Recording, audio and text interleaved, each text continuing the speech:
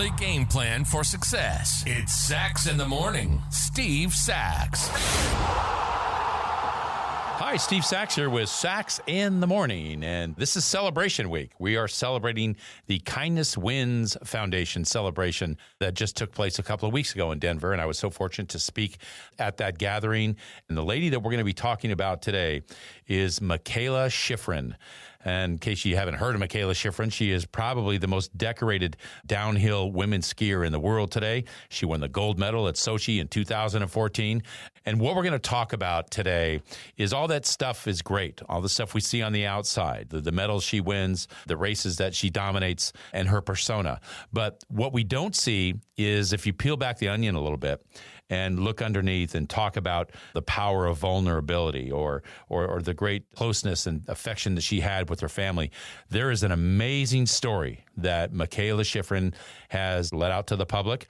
And you talk about an example of suffering through grief. Michaela talks about this in losing her father, who died in a freak accident back in 2020 at home when she was away with her mother in Italy doing a photo shoot and doing some training back in Italy. And she talks about this in this article. If you have a chance to go and read this article on the Players Tribune that Michaela Shiffrin had just let go, it'll be something to behold. You've got to read this. It's pretty amazing. So the vulnerability that she shows here is amazing. And I want to read a little bit about what she wrote in the Players Tribune. And this is towards the end what she says. She says, this is the way grief works. It's not linear. It's not a climb up a mountain. It's more like a maze. Some days I feel okay. Some days it still feels as raw as when we walked into that hospital after our 10-hour flight home and saw him on the ventilator. That night, everyone cleared out of the room, and I climbed into the bed next to him, and I just put his arm around me. I stayed there for almost 9 hours, just letting him know I was there. I put my head on his chest, and I could still feel his heart beating. I know he felt me there. I know he did. This is still so raw for me, but I cherish that memory because at least I got to say goodbye. You know, you don't see the other side of it. You don't see the personal side of what people go through and how athletes have to turn it on and be professional when they're just people. And I remember feeling that when I got a bereavement leave, when I left Cincinnati and had to go home and be with my family when my dad passed away. It's an excruciating thing to try to keep things in perspective and try to be professional when the time comes. So for Michaela, when she won that first gold in Sochi, of course, her father was there for her. And I want to read you another snippet she had in the Players Tribune.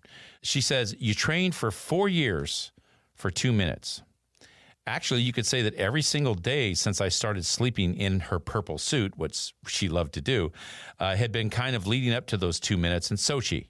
From the outside, it would seem like the greatest moment of my life, and maybe it was.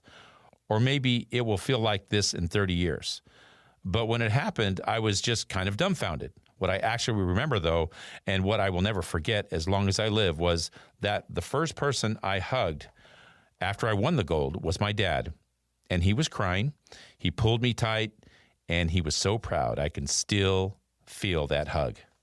So I just want to say I want to thank Michaela for being out there and spreading all this knowledge that she had and being vulnerable and letting us see the other side of what she had to go through. And she is a person that keeps to herself, but through this Players Tribune, I urge all of you to read it as well. She was able to, let some of this out. And she even goes further than that with all the great things that she's done with the Kindness Wins Foundation. This is something where she's trying to spread goodwill and good fortune to people all over the world just by doing kind things. And so in closing, what I'd like to do is read to you from the Kindness Wins website what they had written on the website about Michaela and what her stance is about, giving back to the world and doing things in a nice, positive nature.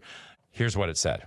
A self-proclaimed introvert by nature, Michaela has recently opened up on her own social media channels, especially following the loss of her father, Jeff Shiffrin, whose motto was, "Be nice, think first, and have fun."